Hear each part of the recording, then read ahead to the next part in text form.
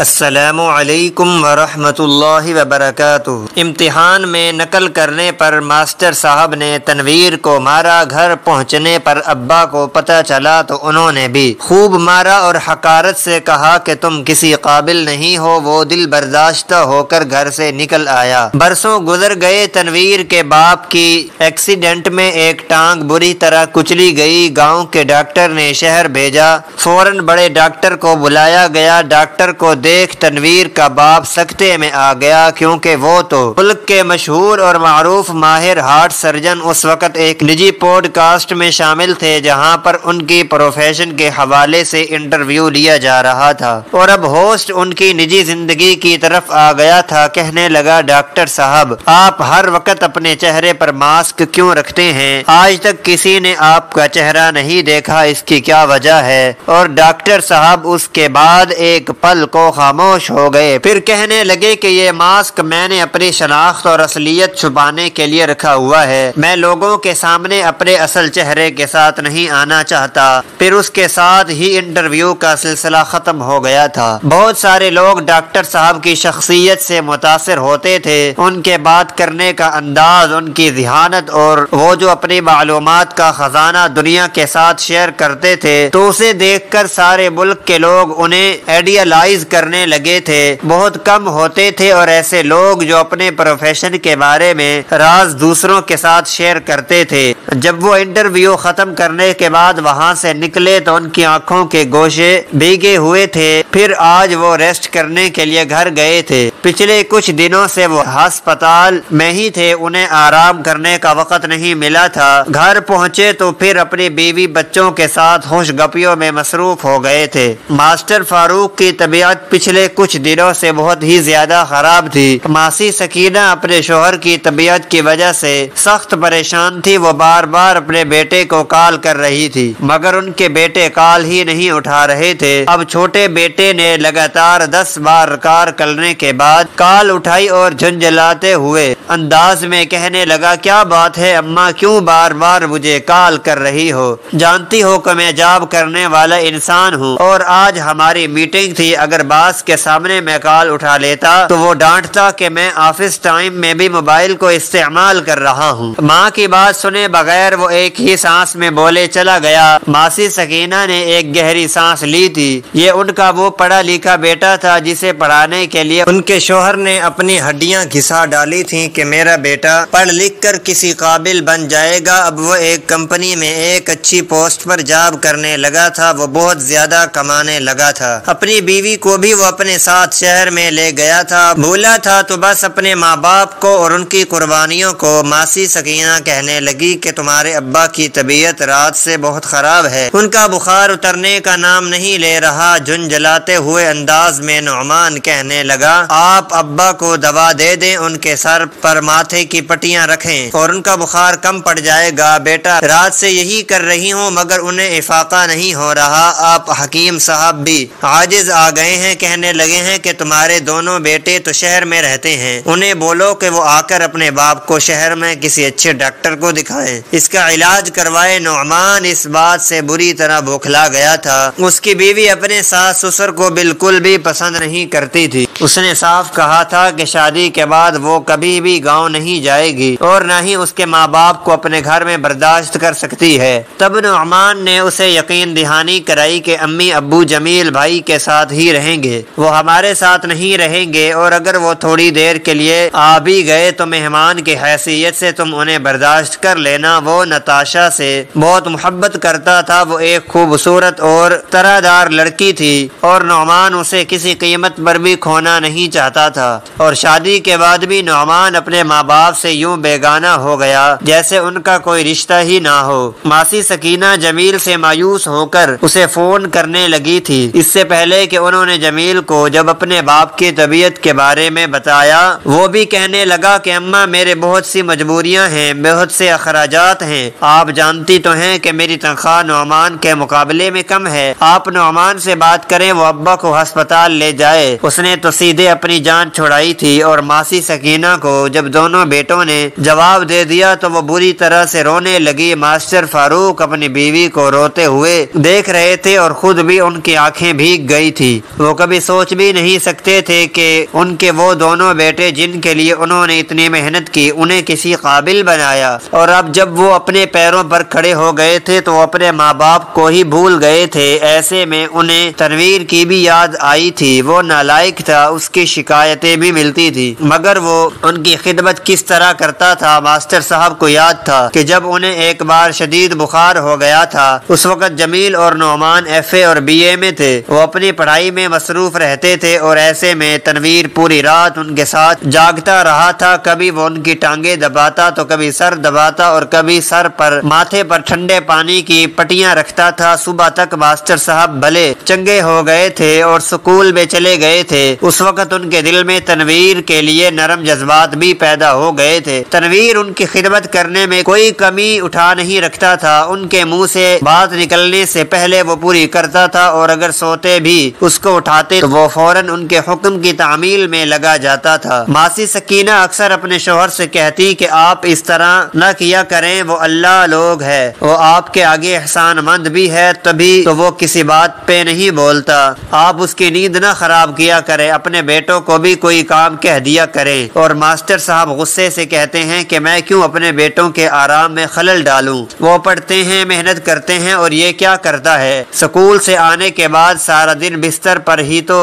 ही तो तोड़ता रहता है, अगर ये काम कर लेगा तो घिस नहीं जाएगा। और फिर वो दिन जब तनवीर उनके सामने रोते हुए हाथ जोड़ने लगा था, मेरे साथ ऐसा मत करें मास्टर जी, मैंने कुछ भी नहीं किया, मैं बेगुनाह हूँ। मगर मास्टर साहब ने उसकी बात पर यकीन नहीं किया था और उसे घर से बाहर निकाल दिया था। उन्हें लगा था कि वो घर के बाहर ही मौजूद रहेगा और दूसरे दिन आकर फिर उनके पांव पकड़ लेगा और उन्हें कहेगा कि मैं दोबारा ऐसी कोई हरकत नहीं करूंगा। वो फिर इस वादे पर उसे मुआफ कर देंगे, मगर वो इसके बाद उसकी राह देखते ही रह गए। मगर तनवीर दोबारा उस घर में नहीं आया था। शायद उसकी अना को ठेस पहुंची थी, शायद वो मास्टर साहब को दोबारा किसी बात का मौका नहीं देना चाहता था। मगर जो भी था, तनवीर उन्हें दोबारा नजर नहीं आया था। इसके बाद भी वो अक्सर उसको छोटे छोटे काम के लिए पुकारते रहे थे। तब मासी सकीना कहती कि उस भले लोग को तो आप घर से बाहर निकाल चुके हैं, अब उसे क्यों पुकारते हैं, आप अपने कामों के लिए अपने बेटों को पुकारें। और फिर वो कितनी बार नौमान और जमील को अपने काम के लिए बुलाते और तब जाकर वो बेजार से शक्ल लिए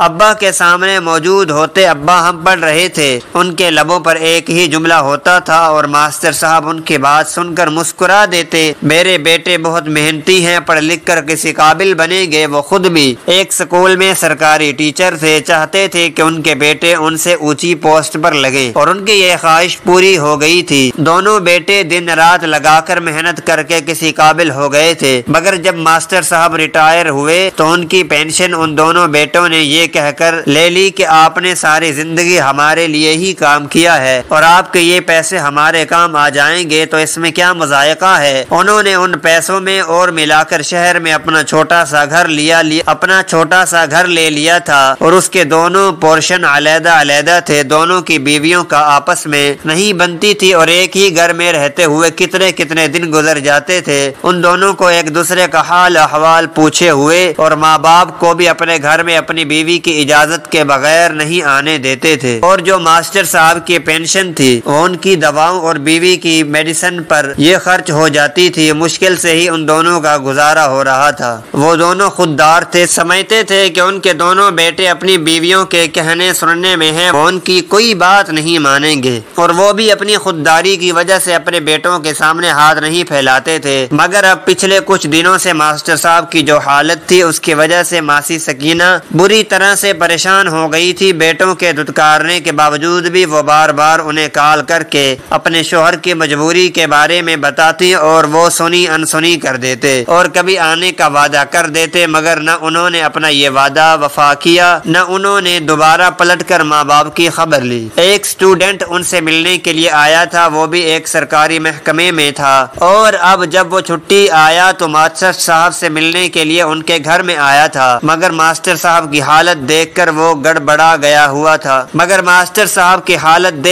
वो गड़बड़ा किया हुआ تھا، مگر ماسٹر صاحب کی حالت دیکھ کر وہ ہڑبڑا ہو گیا۔ ماسٹر صاحب جی آپ کو کیا؟ مگر ماسٹر صاحب کی حالت دیکھو، وہ گڑبڑا کیا ہوا ہے۔ ماسٹر صاحب جی کیا آپ نے کسی ڈاکٹر کو دکھایا؟ تب سکینہ ماسی بری طرح سے رو پڑی، کہنے لگی کہ میں خود دکھیاری بیمار عورت ہوں، میں اپنے شوہر کو کہاں لے کر جاؤں؟ بیٹوں سے کہا مگر انہوں نے تو پلٹ کر باپ کی خبر بھی نہیں لی۔ ماسٹر صاحب کی آنکھوں کے گوشے بھی آنسوؤں سے بھیگے ہوئے تھے۔ اسے ماسٹر صاحب پر بہت زیادہ ترس آ گیا، کہنے لگا کہ میں انہیں ہسپتال لے کر چلتا ہوں۔ مگر ماسی سکینہ بری طرح سے گڑبڑا گئی تھی، کیونکہ ان کے پاس اتنے پیسے نہیں تھے کہ وہ اپنے شوہر کو ہسپتال لے کر جا سکتی، کرایہ ادا کر سکتی اور ڈاکٹروں کے فیس دے سکتی۔ وہ جھجکتے ہوئے لڑکے سے کہنے لگی کہ ابھی میرے پاس پیسے نہیں ہیں، ابھی میں کچھ بھی نہیں کر سکتی۔ اور ان کا انداز دیکھ کر ان کے شاگرد کا دل دکھ سے بڑھ گیا تھا۔ ایسی باتیں کر رہی ہیں ماں جی، اب میں بھلا آپ سے پیسے لوں گا؟ اور یہ میرے استاد ہیں، میرے محسن ہیں، آج میں جہاں بھی ہوں ان کی وجہ سے ہی ہوں، آپ بالکل بھی فکر مت کریں، آپ بس ماسٹر صاحب کو ہسپتال لے کر جانے کی تیاری کریں، میں اپنے گھر پہ اطلاع دے کر آتا ہوں۔ پھر تھوڑی دیر بعد وہ گاڑی لے کر آ گیا تھا۔ ماسٹر صاحب کو ان دونوں نے بہت مشکل سے گاڑی میں بٹھایا تھا۔ ماسٹر صاحب کا دل دکھ سے بڑھ گیا تھا، یہ کام بیٹوں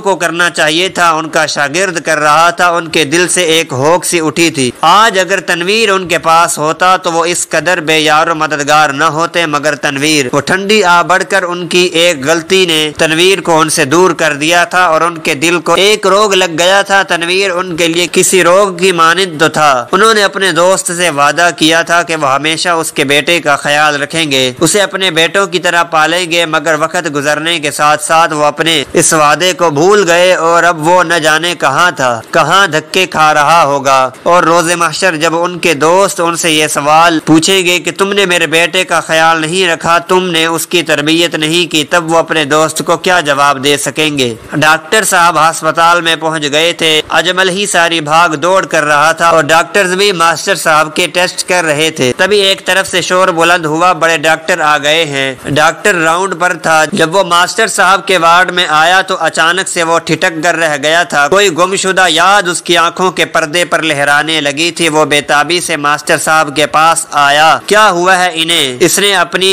گمبھیر آواز میں کہا تو سب لوگ الرٹ ہو کر کھڑے ہو گئے تھے۔ ماسٹر صاحب بھی اس کی متاثر کن شخصیت دیکھ کر حیران رہ گئے تھے اور تبھی وہ کہنے لگا کہ جلدی سے ان کے تمام ٹیسٹ کرو، ان کو ایمرجنسی وارڈ میں لے کر جاؤ، دیکھو انہیں کیا ہوا ہے۔ اور پھر بڑے ڈاکٹر کی ہدایت پر ڈاکٹر اور نرسیں بھی پوری طرح سے الرٹ ہو گئے تھے۔ انہوں نے ماسٹر صاحب کی بہت اچھے سے دیکھ بھال کی تھی۔ ٹیسٹ کی رپورٹ میں آیا تھا کہ ان کے معدے میں سوزش تھی، تبھی جو چیز وہ کھاتے تھے انہیں ہضم نہیں ہو رہی تھی اور ٹائیفائڈ کی بھی علامات ظاہر ہوئی تھی۔ ڈاکٹر صاحب کہنے لگے کچھ دن تک یہ اسی ہسپتال میں ہی رہیں گے، ڈاکٹرز کی زیر نگرانی ان کی اچھی سے دیکھ بھال ہو سکے گی، جبکہ گھر میں ان کی وہ کیئر نہیں ہو سکتی تھی۔ ماسی سکینہ ایک طرف خوش تھی کہ ان کے شوہر صحت یاب ہو جائیں گے، مگر دوسری طرف وہ بری طرح سے بے قرار ہو رہی تھی۔ یہ بہت بڑا ہسپتال تھا، اجمل انہیں اتنے بڑے ہسپتال میں لے کر تو آیا تھا، مگر اب وہ خود بھی پریشان اور الجھاؤ نظر آ رہا تھا کہ اتنے بڑے ہسپتال کے اخراجات اٹھانا اجمل کے لیے بھی ممکن نہیں تھا۔ مگر حیرت کی انتہا نہیں رہی جب اس سے اخراجات کے بارے میں کسی نے بھی سوال نہیں کیا، اور اس نے جب بڑے ڈاکٹر سے اس بارے میں پوچھا تو وہ کہنے لگے کہ ہمارے ہاں ہر مہینے میں کسی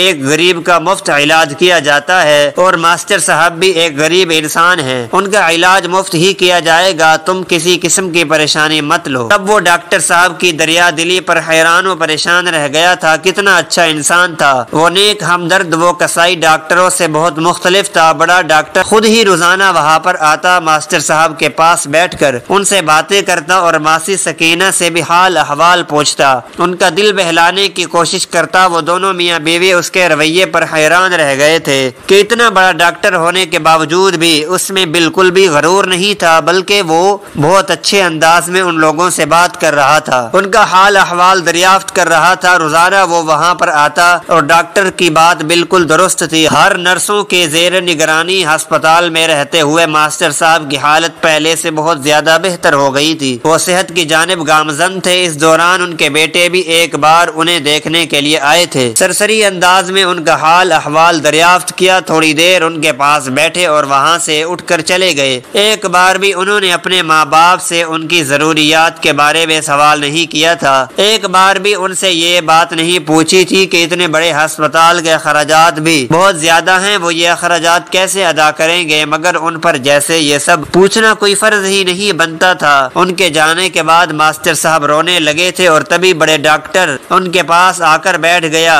آپ اس طرح مت رویا کریں ماسٹر صاحب، میرے دل کو تکلیف ہوتی ہے۔ اس کی بات سن کر ماسٹر صاحب کا منہ کھلے کا کھلا رہ گیا۔ یہ انداز اور یہ الفاظ ان کے لیے نئے نہیں تھے۔ اسی انداز میں تو تنویر بھی انہیں تسلی دیتا تھا۔ جب کبھی وہ پریشان ہوتے تو انہیں کہتا کہ آپ کو پریشان دیکھ کر میرے دل میں بھی پریشانی بڑھ جاتی ہے، میرا دل بھی اداس ہو جاتا ہے۔ اب ماسٹر صاحب اسے کہنے لگے کہ کون ہو تم؟ ان کے منہ سے کانپتے ہوئے آواز نکلی تھی۔ کسی انہونی کا احساس ہوا تھا۔ جب ڈاکٹر نے اپنے چہرے سے ماسک ہٹایا تو وہ دونوں میاں بیوی ہکا بکا رہ گئے تھے، کیونکہ وہ کوئی اور نہیں بلکہ وہ تنویر ہی تھا۔ وہ ایک یتیم اور لاوارث بچہ جو ان کے ٹکڑوں پر پل رہا تھا، جس کا ان لوگوں کے علاوہ کوئی بھی نہیں تھا۔ وہ اب لڑکا ڈاکٹر کے روپ میں ان کے سامنے تھا۔ وہ بے یقین تھے، پھر ان کی آنکھوں سے آنسوؤں کی جھڑی لگ گئی تھی اور وہ تینوں بری طرح سے رونے لگے تھے۔ ماسٹر صاحب کو کیا کچھ یاد نہیں آ رہا تھا اور ماسی سکینہ بھی ماضی میں کھو گئی تھی، اور تنویر وہ تو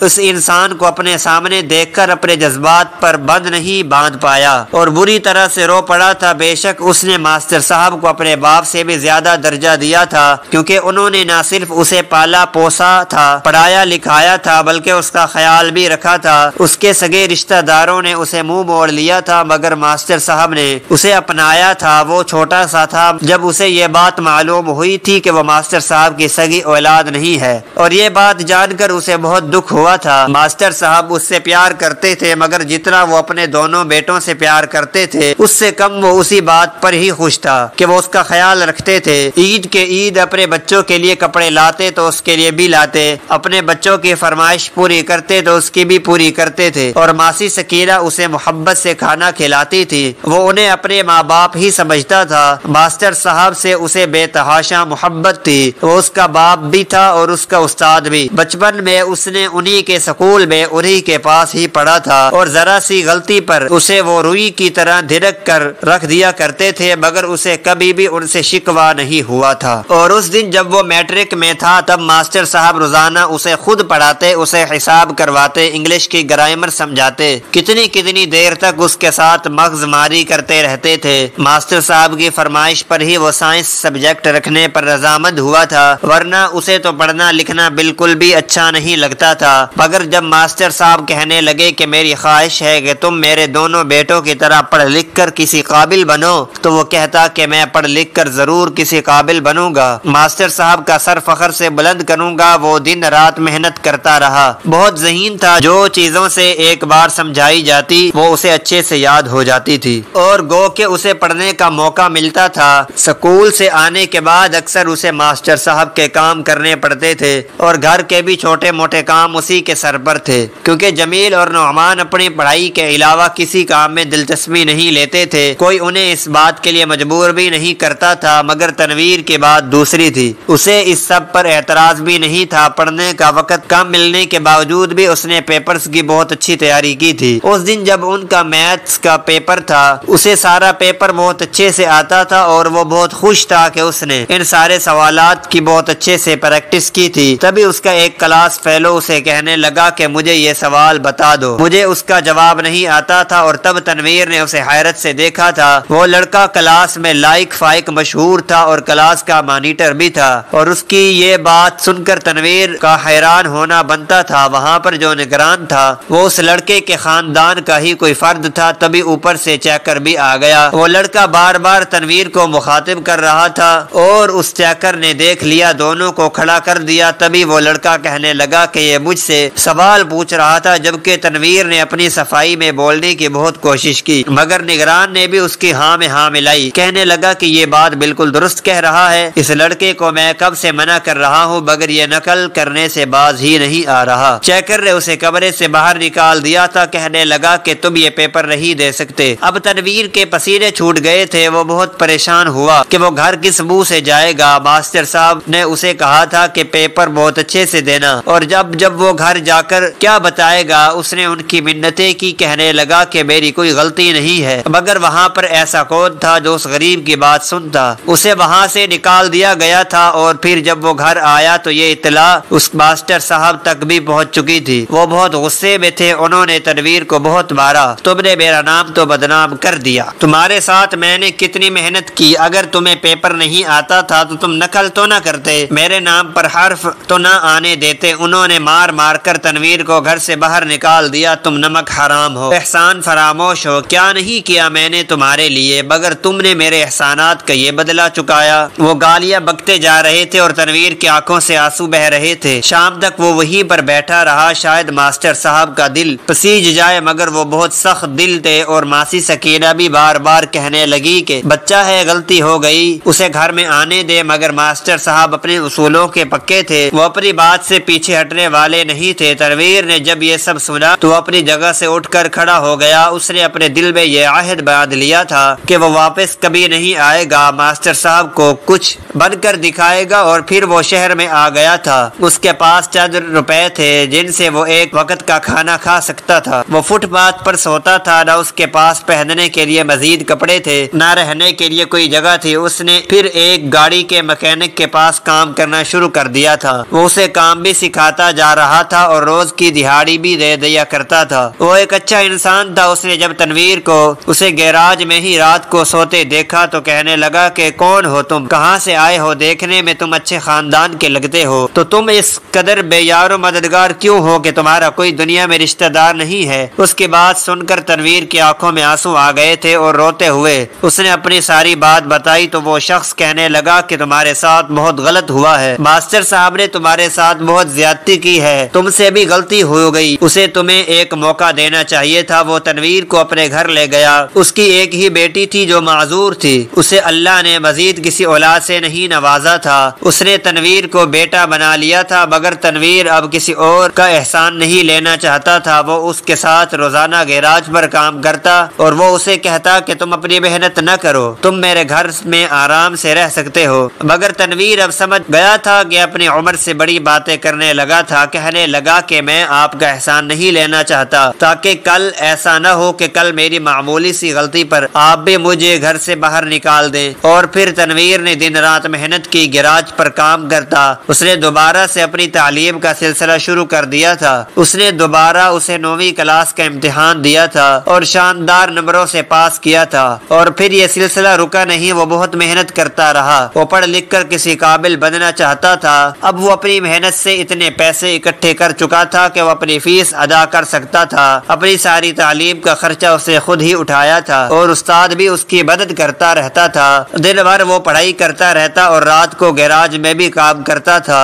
اس کا استاد خوش تھا کہ یہ لڑکا بہت محنتی ہے، ہیرا ہے۔ اور پھر تنویر اب ایک ڈاکٹر کے روپ میں دنیا کے سامنے آ گیا تھا۔ اسے اپنی قابلیت کی بنا پر سکالرشپ ملا تھا، اور سکالرشپ کے بیس پر اس نے اسپیشلائزیشن مکمل کی تھی اور ایک کامیاب ہارٹ سرجن کے روپ میں دنیا کے سامنے تھا۔ اور اس نے اپنے استاد کی اسی معذور بیٹی سے ہی شادی کر لی تھی اور اسے لے کر اپنی ایک الگ دنیا بسا لی تھی۔ بہت بار اس کا دل چاہتا تھا کہ وہ واپس جائے، ماسٹر صاحب سے ملے، مگر پھر نہ جانے کیا سوچ کر وہ خاموش ہو کر رک جاتا تھا۔ وہ دوبارہ ماسٹر صاحب کا سامنا نہیں کرنا چاہتا تھا، اور اب ماسٹر صاحب خود ہی اس کے سامنے آ گئے تھے۔ تقدیر نے ان دونوں کو ایک دوسرے کے سامنے لا کھڑا کیا تھا۔ وہ دونوں ایک دوسرے کو دیکھ کر بری طرح سے رونے لگے تھے۔ ماسٹر صاحب نے اسے اپنے بیٹوں کے بارے میں بتایا کہ وہ اپنے ماں باپ کو پوچھتے نہیں ہیں، اپنی دنیا میں مگن ہو کر رہ گئے ہیں۔ یہ سب سن کر تنویر کو بہت دکھ ہوا تھا۔ اسے یاد تھا کہ وہ دونوں میاں بیوی کس قدر اپنے بچوں سے محبت کرتے تھے، اور یہ ان کی محنت تھی جو وہ آج کسی قابل تھے،